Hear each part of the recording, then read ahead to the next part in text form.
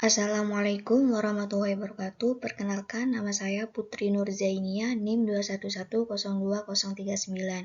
Di sini saya akan menjelaskan tentang asuhan keperawatan dengan hipersensitivitas.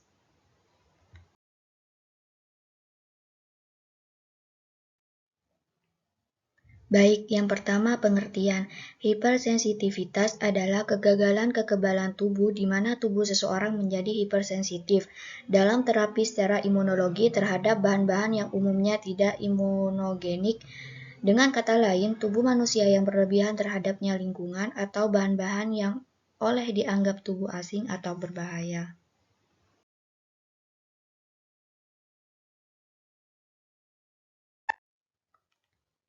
Selanjutnya, etiologi. Yang pertama, faktor internal, di mana terdapat imaturitas usus secara fungsional, genetik berperan dalam alergi makanan, mukosa dinding saluran cerna belum matang yang menyebabkan penyerapan alergen bertambah. Yang kedua, faktor eksternal, di mana terdapat faktor pencetus yang terdiri dari faktor fisik seperti dingin, panas, hujan, faktor psikososial seperti sedih, stres, atau beban latihan seperti lari, olahraga. Contoh makanan yang dapat memberikan reaksi alergi menurut prevalensinya terdiri dari ikan 15,4%, telur 12,7%, susu 12,2%, kacang 5,3%. Hampir semua jenis makanan dan zat tambahan pada makanan dapat menimbulkan reaksi alergi. Selanjutnya patofisiologi, yaitu saat pertama kali masuknya alergen seperti telur ke dalam tubuh seseorang yang mengkonsumsi makanan tapi dia belum pernah terkena alergi. Namun ketika untuk yang kedua kalinya orang tersebut mengkonsumsi makanan yang sama, barulah tampak gejala-gejala timbulnya alergi pada kulit orang tersebut. Setelah tanda-tanda itu muncul, maka antigen akan mengenali alergen yang masuk yang akan memicu aktifnya sel T, di mana sel T tersebut yang akan merangsang sel B untuk mengaktifkan antibodi IgE. Proses ini mengakibatkan melekatnya antibodi pada sel mast yang dikeluarkan oleh basofil.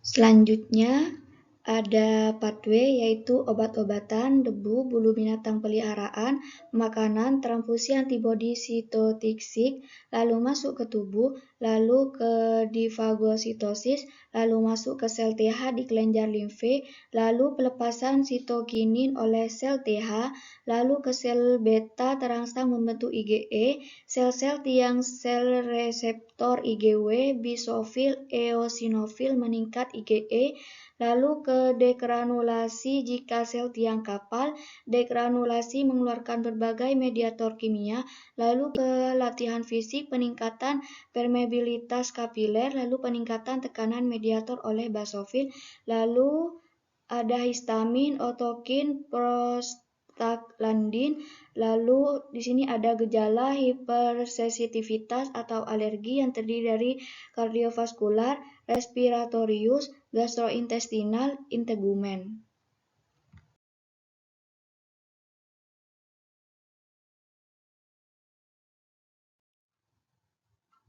Selanjutnya ada tanda dan gejala. Yang pertama pada saluran pernafasan seperti asma, yang kedua pada saluran cerna seperti mual, muntah, diare, nyeri perut, yang ketiga pada kulit seperti urtikaria, angioderma, dermatitis, pruritus, gatal, demam.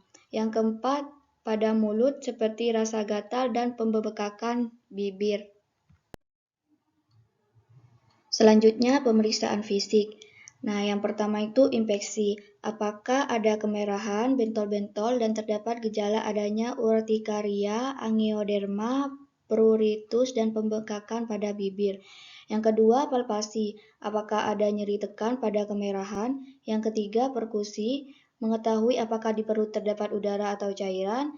Yang keempat, auskultasi, yaitu mendengarkan suara nafas, bunyi jantung, bunyi usus, karena pada orang yang menderita alergi bunyi ususnya cenderung lebih meningkat. Selanjutnya ada pemeriksaan penunjang. Yang pertama, uji kulit. sebagai pemeriksaan penyaring misalnya dengan alergen hirup seperti bau tungau, kapuk, debu rumah, bulu kucing, tepung sari rumput, atau alergen makanan seperti susu, telur, kacang, dan ikan.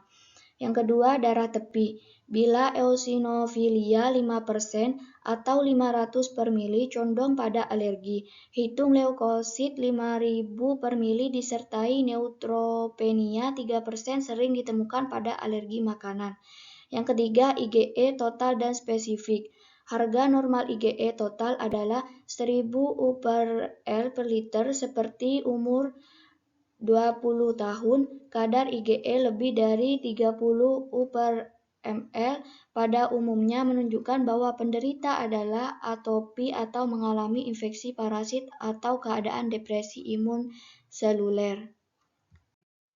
Selanjutnya, diagnosa keperawatan. Yang pertama, ketidakefektifan pola nafas berhubungan dengan terbajan alergen. Yang kedua, hipertermi berhubungan dengan proses inflamasi. Yang ketiga, kerusakan integritas kulit berhubungan dengan inflamasi dermal intradermal sekunder. Yang keempat, kekurangan volume cairan berhubungan dengan kehilangan cairan berlebihan. Yang kelima, nyeri akut berhubungan dengan agen cedera biologi alergen seperti makanan.